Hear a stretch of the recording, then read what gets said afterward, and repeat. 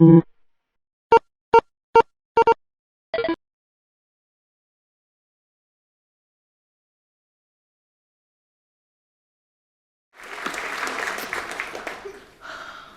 morning. Let's start with a story from among the thousands of stories that my team at the Center for Civic Design has collected over the last 15 years. This is Bill. When I met him, he struck me as somebody who'd been through a lot. Though at first glance, it was impossible to tell just how old he was. In my head, I was guessing that he was around 70. He walked with a limp, and his right arm swung a little bit differently from his left. He had on a snappy brown leather blazer, and he wore a big, toothy smile. He was very cheerful, and he was very flirty. This was the fall of 2013, and we were at the Berkeley, California Public Library. We met there because Bill was in a study that my team was doing about information about voting and elections that is published by California counties. I asked Bill what questions he had about the upcoming election. There was an election in just a couple of weeks from when we were doing the study. He said he didn't know where to start. I've been incarcerated, ma'am. Okay, I said, trying to be cool. You know there's an election coming up, right? He said, yes, ma'am. I said, great. Let's have a look at this booklet. I gave him instructions to mark it up and asked him if he had any questions. Are you ready to start? He said, yes, ma'am. But I have a lot of trouble reading. I'm only just learning. It takes me a lot of time. I said, that's fine. We've got all morning. We can go through the booklet, or we can talk about whatever you want. Bill was an adult learner in this program at the library. One of the first things he encountered that he liked was the Voters' Bill of Rights. This was a revelation to him, especially the part that said that he could vote, even though he'd been in prison. Ma'am, he said to me, is this document real? Is it true that I can vote even though I've been in prison? He wanted to know if I'd made this up for the test. I said, no, this is real. It's true. He said, how do I get to do that? How do I get to vote? I said, you just register. It's pretty simple. We can do it online here today when we're done. He said, that's amazing that I can do that. He was really energized now to look through the rest of the booklet. Later, he told me he felt empowered. We had a really great session. He struggled through most of the 24-page booklet. I learned a ton. And he was true to his word. It did take a while. But when Bill finished and I'd asked all of my questions, he wanted to know, could he register to vote? I had a partner there from the League of Women Voters, and she had already pulled up the website where he could register to vote. She said, come on over here, I'll help you. And in 2 minutes, Bill was registered to vote. He practically floated out of the room on his way out. He shook hands with everybody. Later, I found out that Bill was 56 years old and he'd been in prison for 40 years. But now, he could vote. This is why I do this work for people like Bill.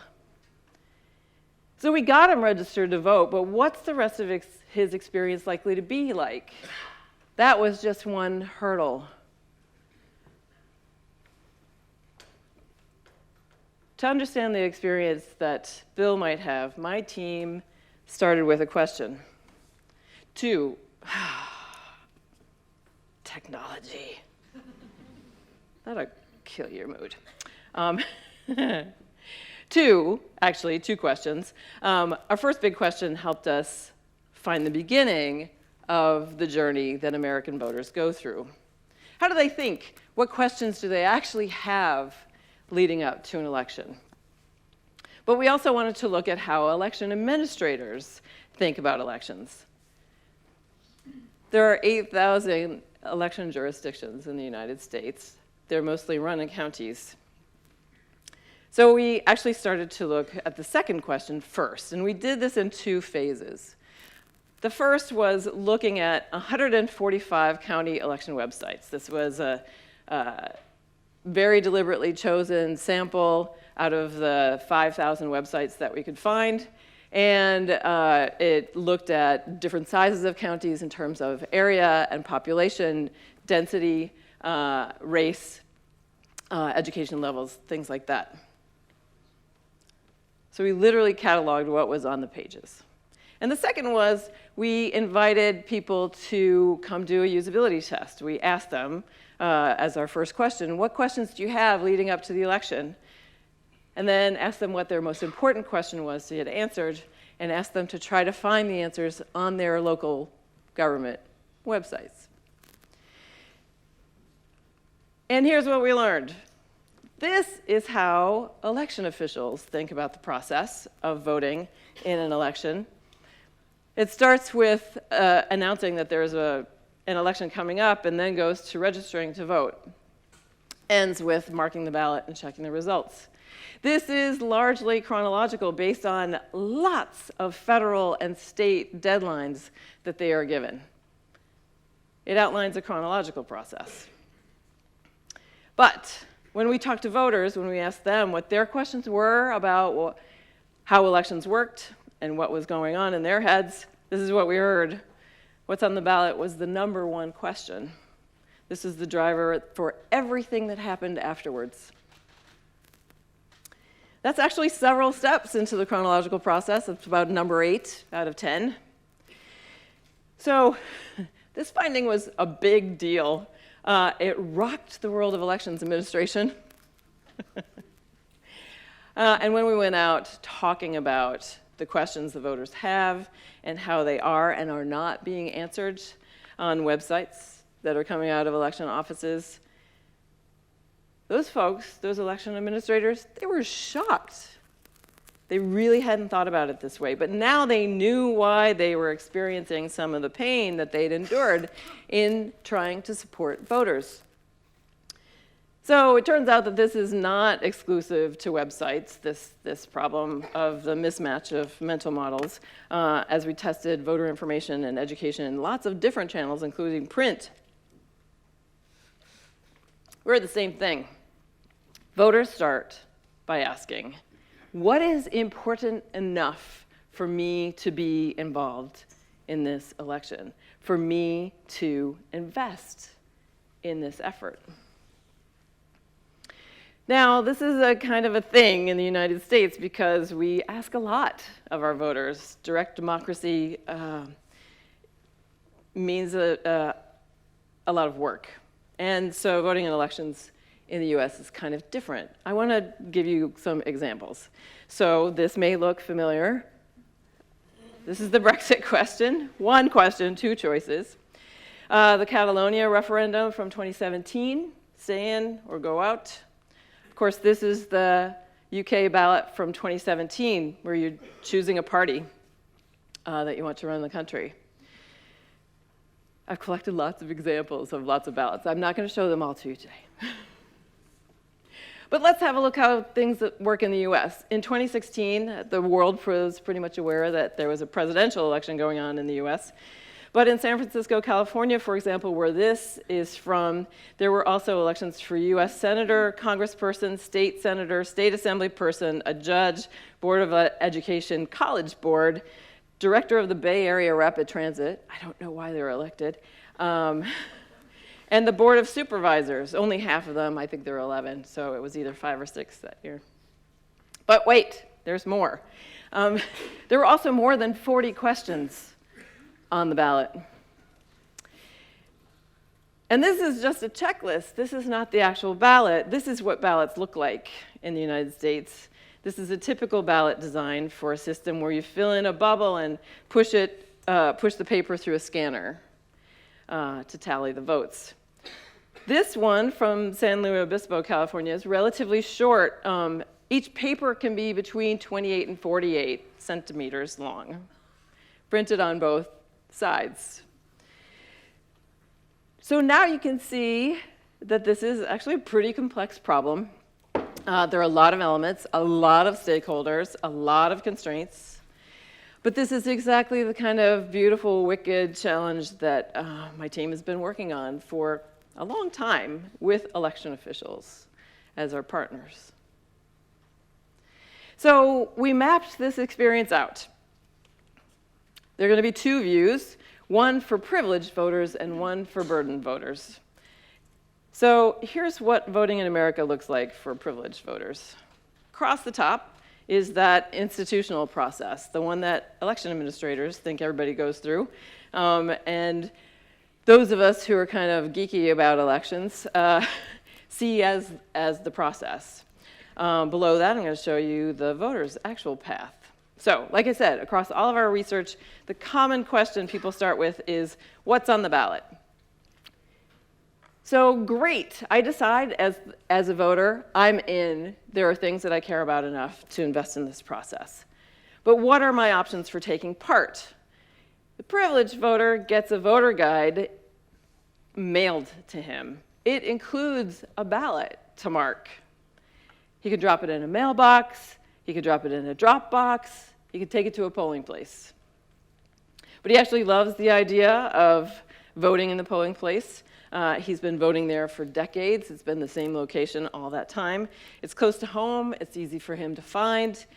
He basically just zooms through steps 2 and 3. The next is, how do I mark the ballot? Now, the voting system, for better or worse, in his town has not changed for 15 years. And he's an avid voter, so he feels confident that he knows how to mark his ballot, and the voter guide reminded him what to do and how to do it. It's typically about here where voters start to wonder whether their voter registration is up to date.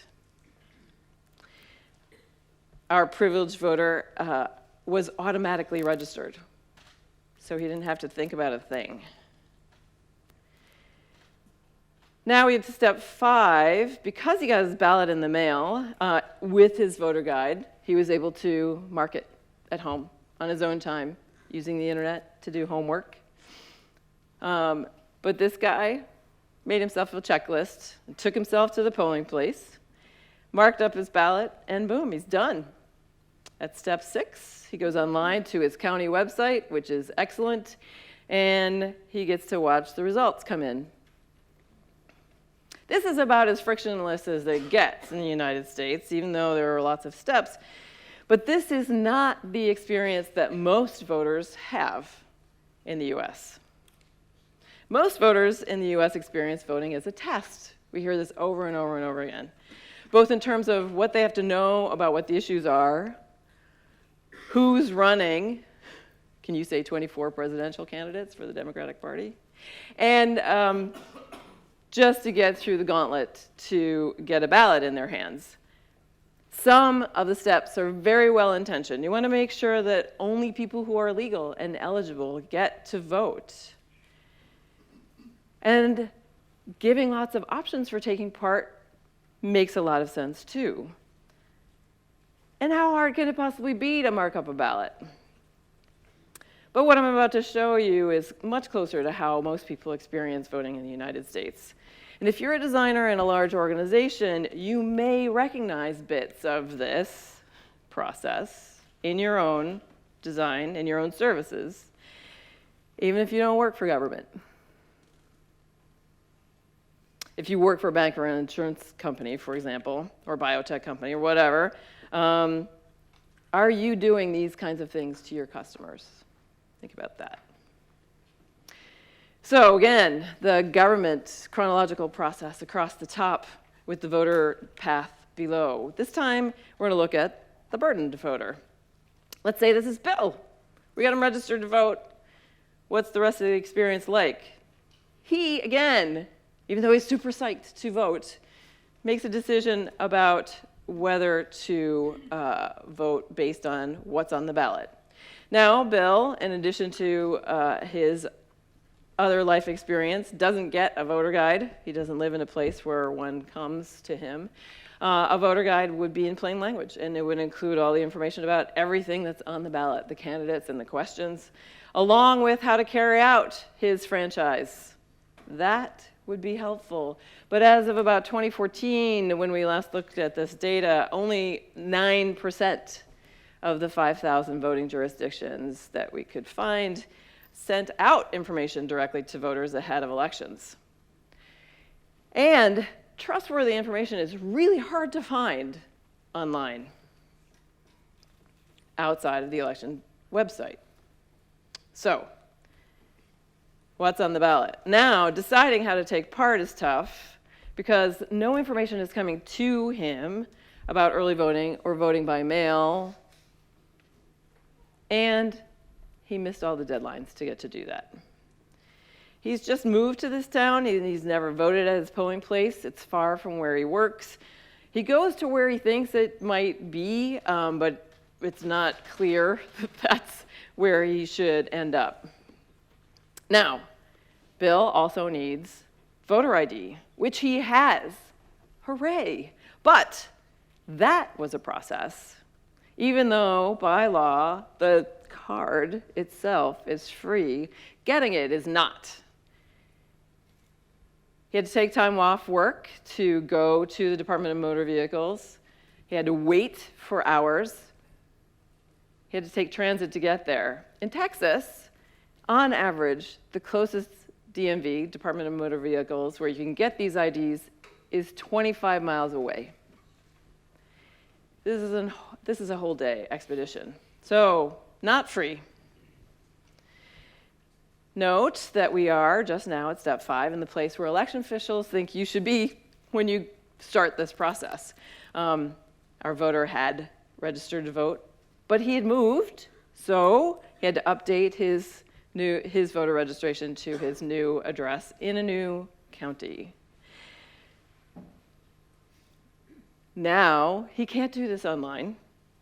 He has to go to a website, download a PDF, print it, fill it out, sign it, fold it up, put it in an envelope, find a stamp, put the stamp on it, and mail it in. Any one of those steps are steps that could mean somebody drops out. Now, he's had no chance to do any homework because it's just hard to find reliable information. He doesn't know who is already in office. He doesn't know what's going to be on the ballot. And he does, when he gets to the voting booth, all of this will be a mystery. So he skips these steps of learning what's on the ballot and learning how to mark it because he's just run out of time and he's run out of resources. Finally gets to the polling place on election day, and he is gobsmacked by what's on the ballot. Tons of things that he didn't know anything about before. There are contests and candidates that he hadn't heard anything about until this moment. And he's super confused about how to mark the ballot because he's never seen a system or a ballot like this one before. He leaves, hoping he's got it right. Honestly, I know people with master's degrees in political science who are unsure that they got it right. And he hopes that it was all worth the work. He's really interested in knowing results, but his county doesn't actually have a very good website. So he doesn't know any other source to get them. There's no local newspaper anymore. So I have to ask, in the spirit of making some things easy, are we actually making other things hard? If you take the example of early voting, this seems like a really great idea, but you have to learn where it is, what days it's open, what hours it's available. It's not at the usual polling place, and it's not always at the town clerk's office. It's not simple and straightforward to do that. So it's behavioral economics playing out at every step. This is, by the way, what is happening in everything we design. People are making decisions about whether to move on, take the next step, or drop out and try to do something else. Add to this the kind of buzz of the information ecosystem in an overall electoral system where our presidential campaign goes on for about 2 years. And the whole thing can feel pretty overwhelming and just be exhausting. And so this is the kind of context that I want you to know about. Because there's this notion that people who don't vote don't care and that they're apathetic. But a thing that we've come to realize through our research is that there might not be such a thing as voter apathy. We believe that Americans really do care about voting.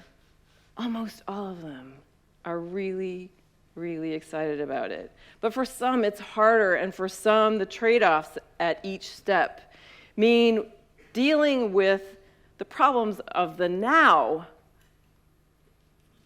Do I have to take time off work? Do I have to make sure to get my kids out of daycare? At the expense of weighing in about an unknowable future. Now, my team never asked the question about whether people care about voting.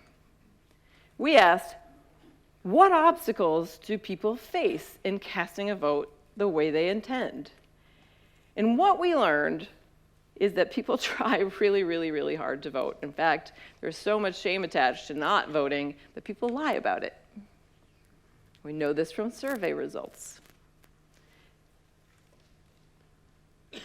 So what we did see is that a system and trying to make things more convenient and easier for voters actually can make it harder because there are a lot more decisions to make. And this kind of thing is true across government, in my experience, whether you're trying to vote or applying for food assistance or buying health insurance or using the health system, paying your taxes, or just trying to get a business license. If you think about the private sector, let's just look at how hard it is to get the phone company or the cable company to do what you want when you need them to do it. There are many more steps to these processes for users than you think. As a product team or a team delivering a service, there are usually more steps than you ever realize. So how the organization thinks about the process and the activities is way different from how the people going through it experience it. This is true of your products and services too. Users make rational trade-offs at every single step. So the team at the Center for Civic Design, where I work, probably could not have laid out a research plan to reach this point. Now, the map that I showed you, the journey map that I showed you, it's just an artifact. It's not the product. We don't do this work in the service of making things like that. We use the artifact to track where we are and how we understand the problem space. We did the research to begin to understand the larger system. This is what the main research agenda looked like. Not only did we hear about 1,000 stories in 5 or 6 years, it took a lot of people to collect those stories. Design is a team sport, after all. The first one we did needed 30 researchers and 40 participants. The next one took about 100 interviews by my co-director, Whitney Quisenberry, and I, that we did on the street in various cities. The next one gave us more than 35 voters with low literacy. Then we worked with hundreds of poll workers and their bosses across the country. In 2016, my team tested messaging with about 40 participants and then did a diary study with another 50 people. Then they worked with a couple of dozen county election officials to implement some of the things that we had learned to field test and pilot testings. In 2018, we repeated parts of these studies to further our understanding, had things changed, had voters changed? Had voters changed how they think and behave and how they inform themselves? What new burdens were they encountering, or were they the same? So we didn't do this alone. We couldn't possibly have done this alone. We had a lot of partners, a bunch of volunteers here and there, some grad students, a lot of help. And we evolved a bunch of different methods to do that. Because it turns out that hard problems are hard. And this is why I love working in civic design. There's plenty of work to do. In UX, generally, design is getting a lot harder and way more nuanced than it was when I started doing this work a long time ago.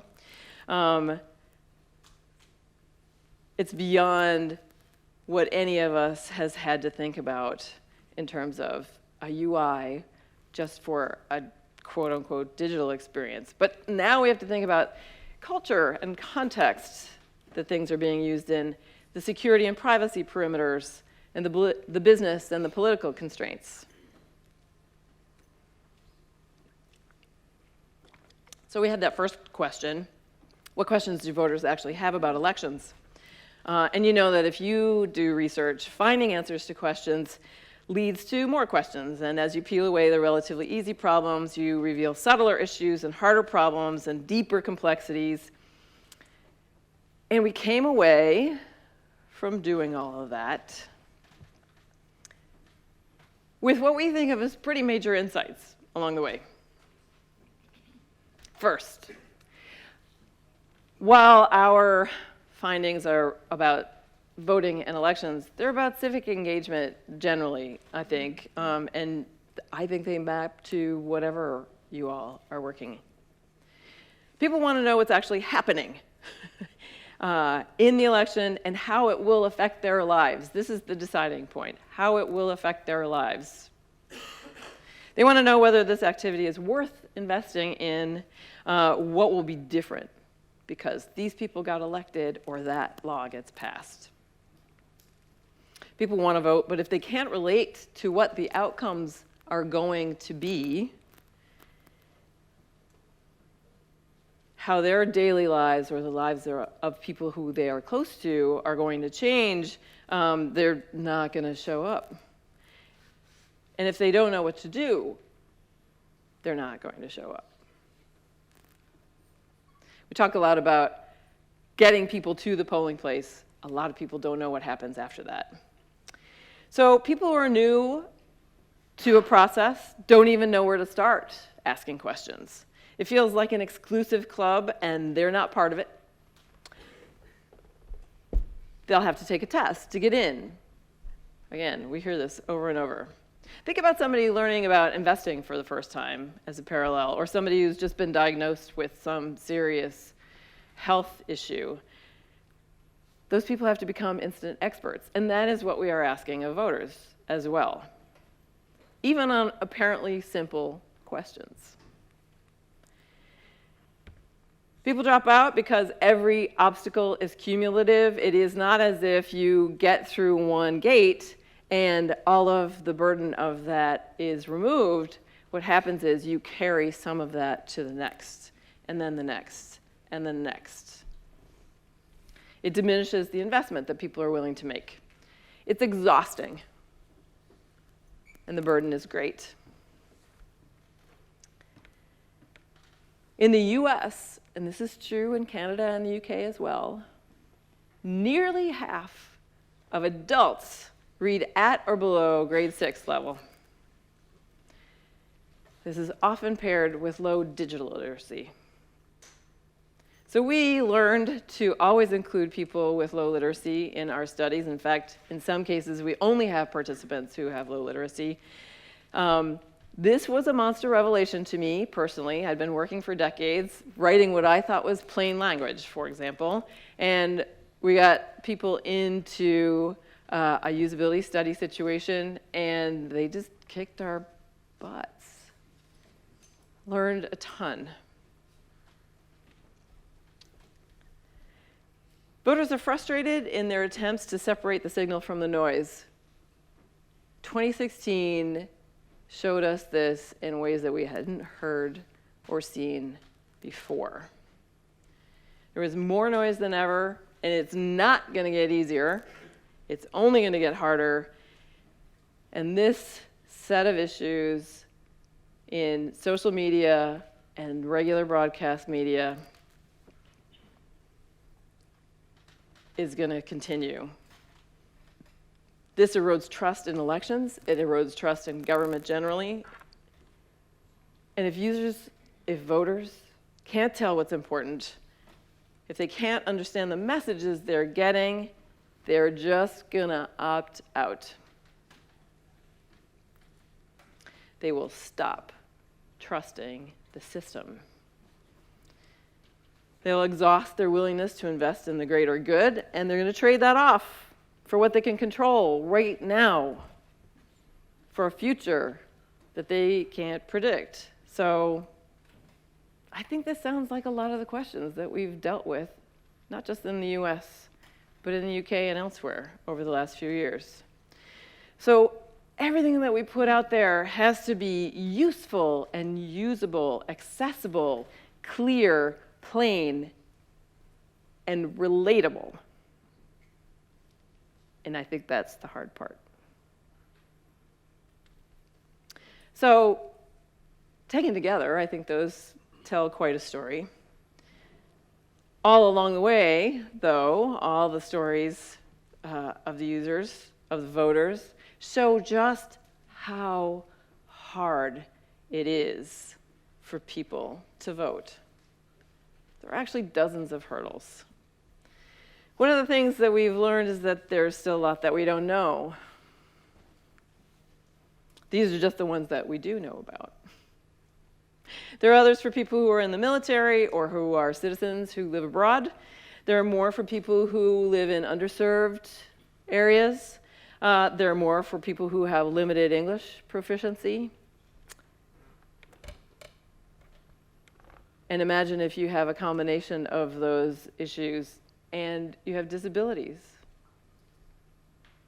So now we have a research agenda for the next 10 years. But I'm going to tie this up all together. People want to know whether the activity is worth their investment in time and energy. This is true not only for voting, not only for civic engagement, but anything that we put out in the world. They worry that they don't know enough to make a really good decision. The burden adds up across the experience.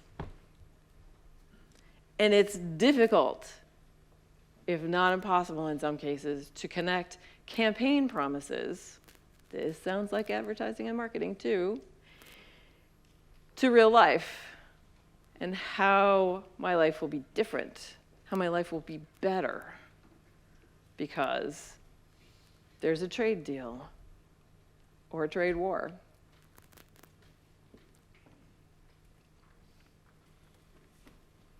So, there are things that you can actually do, and I encourage you to do them.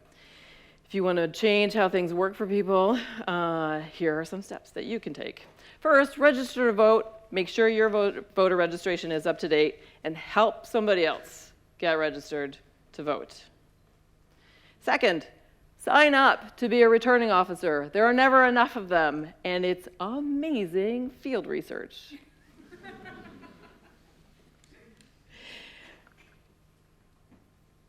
If you can't do the long days and the training for being a returning officer, sign up to be an official observer. There are instructions on websites. It's not hard to do. When there are important issues or confusing events going on among candidates, say you have 10 candidates running for a party, you can hold a neighborhood meetup to have a discussion about who the candidates are, what their issues are, and where they stand on them.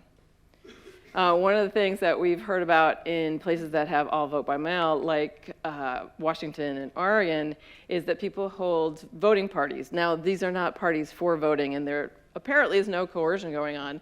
But when you get a ballot like the San Francisco one that I showed, people split up the assignments across the questions and issues, and then they come back together at a dinner party a week or two later to share what they've learned. Next, probably most important, is make a plan for yourself to get to the polling place and cast a ballot. And if you can help somebody else make a plan and get them to the polling place, that will make a huge difference. Finally, at least in the US, we know from anecdotal evidence, from stories that we hear from participants in our studies, that the most engaged folks were taken to the polling place as children by an adult. So take a kid with you to the polling place. Rent one if you have to.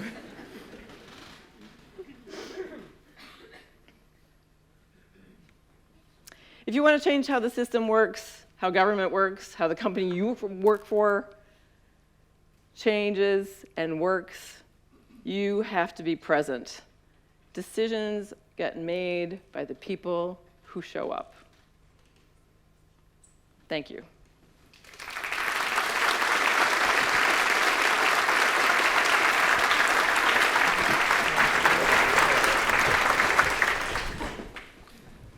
What do you think, Sean?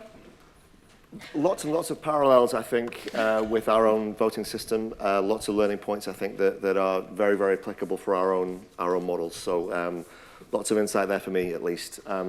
So I'm sure you have some questions for Dana. Who would like to ask a question?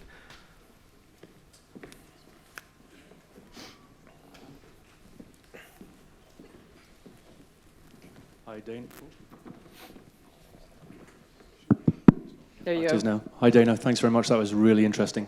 My name's Gavin Neat, a company called Neatbox, and we're looking into some of these solutions. But one of the biggest challenges we've found in the UK is the knowledge of the returning officer knowing about how to interact with the person who's coming through the door, and the consistency of that knowledge across all of the returning officers across an entire country is a real challenge with just a booklet, because it's also people's life experience as well. Have you done anything in the study of how you educate your returning officers? Yeah, we actually do a lot of work around who we call them poll workers in the United States. Who poll workers are, where they come from, what kind of experience they bring with them, and how to train them well. So yes, and in the election jurisdictions that we work with the most, it's just an enormous problem when you ask a bunch of volunteers who work for 1 or 2 days to come do a job that is maybe the most important job in democracy, right? Like, they're on the front lines. And most of them take their jobs really seriously, but yes, the training can be very uneven. So we work with our election official partners to do things like help them implement scenario-based and experiential training, because that's how adults learn. So instead of sitting in a classroom, watching somebody do a PowerPoint presentation for hours, which would bore anybody, actually role-playing out specific situations that happen in the polling place, and practicing doing whatever steps you need to do to register people and check them in, make sure that they get the right ballot, which is a thing in the US, probably not here, and then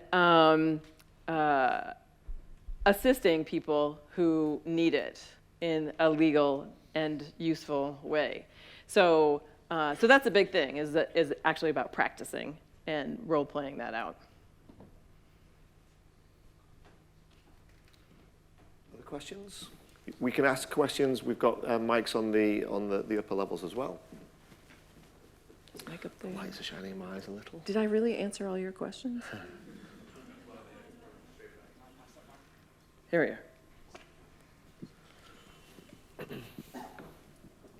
are. Hi, Dana. Hi. My name's Nabiha. Hi. How do you define and measure success in all that you've just talked about? How do we define and doing measure that? success? Yes. So we struggled with this for a while, honestly. About a half of our funding is from grants from foundations, and the other half is project-specific, often with a state or with a county. And the measure that everybody wants is about turnout. You know, by our work, can we get more people to show up to vote?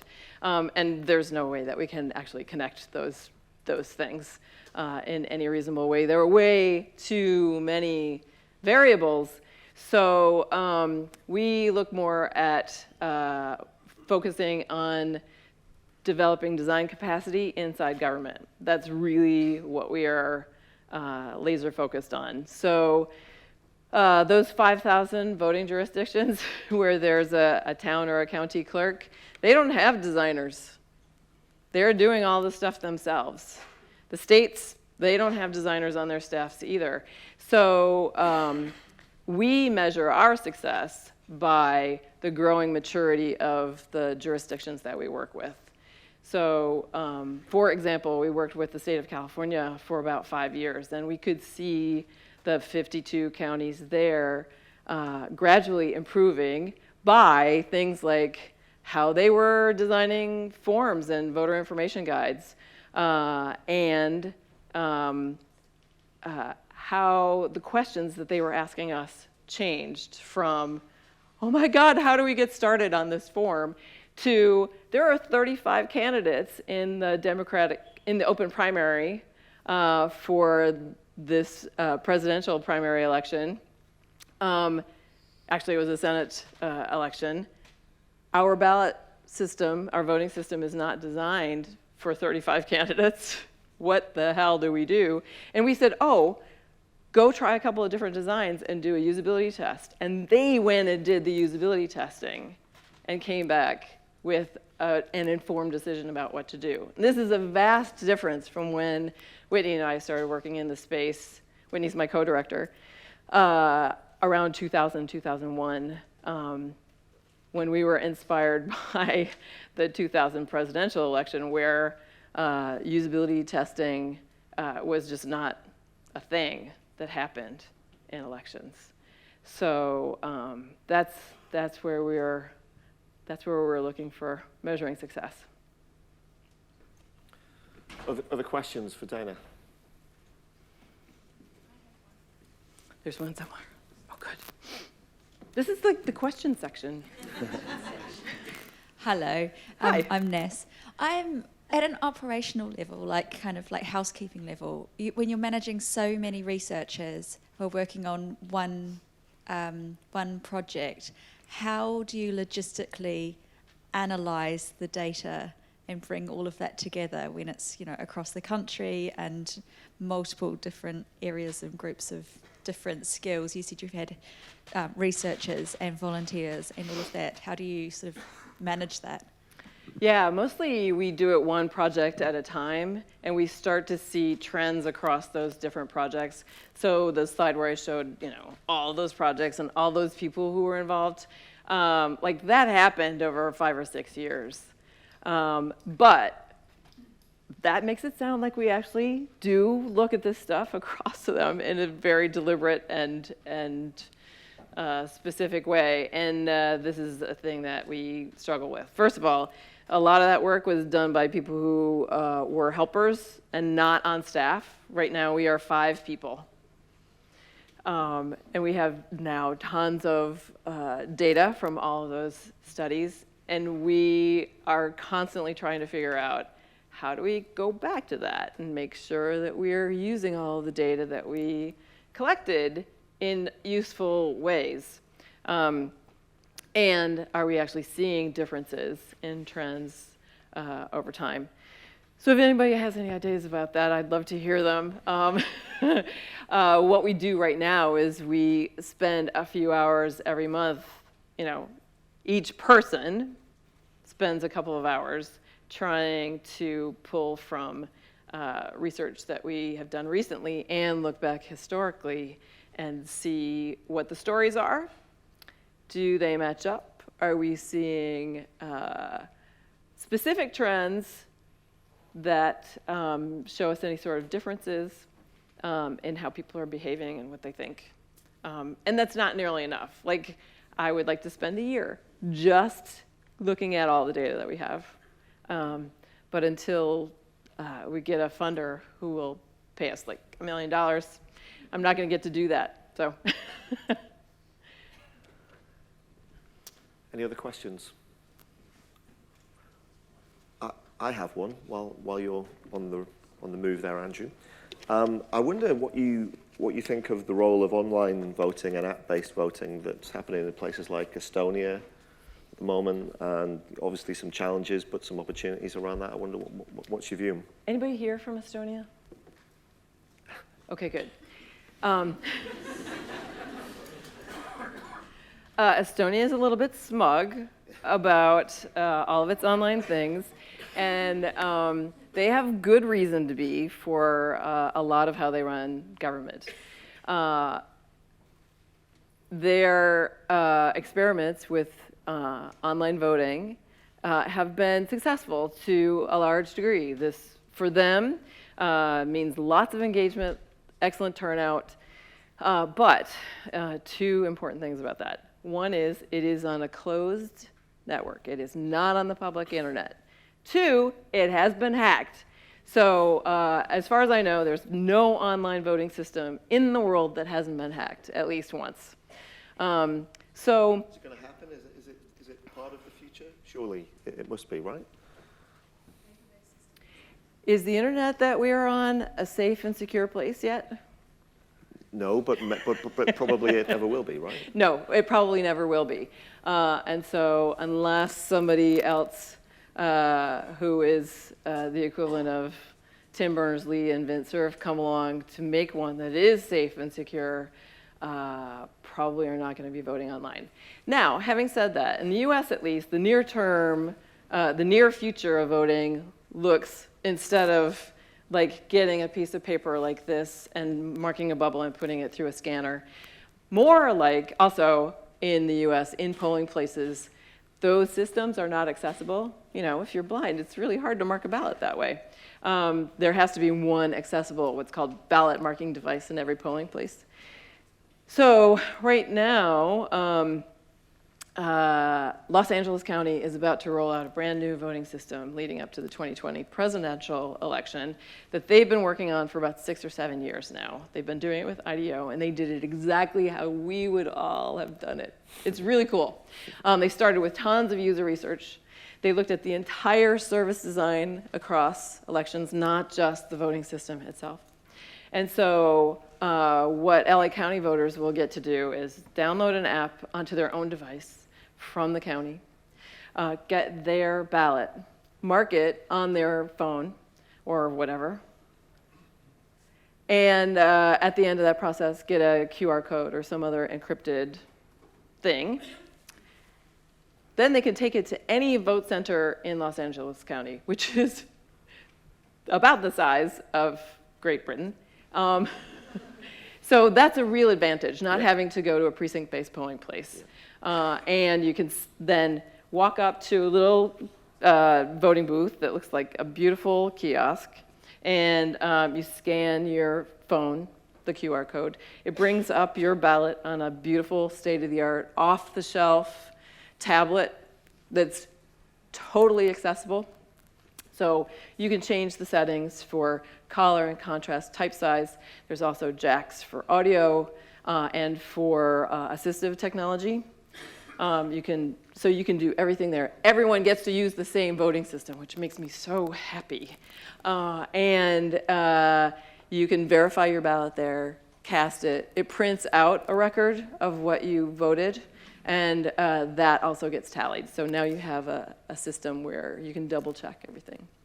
So not online, but progress. Yeah. There was one more question, I think, wasn't there? Yes. Hi, Dana. Hi. I thought the description of burdened and privileged users or voters was really striking. I wondered if you had an idea as to the proportion of voters that fitted into each category and proportion of each of those categories that voted. I have an idea, but I don't have good data. And you can see this sort of regionally in the US. Through our research, one of the things that we observe is that there are different election cultures in different areas of the country. So the West Coast is super progressive. Like Oregon was the first to go to all vote by mail, which means that everybody gets sent a ballot in the mail 30 days ahead of election day. And you can mark that on your own and send it in or drop it off at a drop box or whatever. Like lots of good stuff there. Oregon, Washington, Colorado, and Utah are all vote by mail. California is about to go that direction in the next few years. And voters love this because there's so much stuff on the ballot. It gives you plenty of time to do the homework.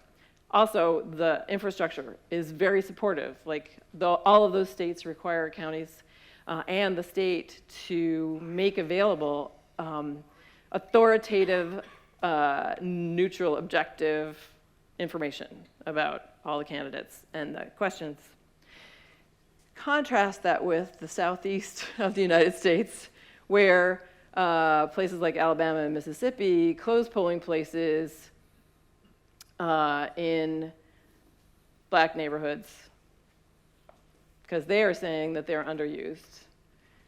And now you have this vicious circle in a place like that where if it's not available, people can't show up. And so you have to start asking, how are those decisions being made? And so the United States is a place of contrasts. That's where I'll leave that. All right, please give it up for Dana Chisnell. Thanks, everybody.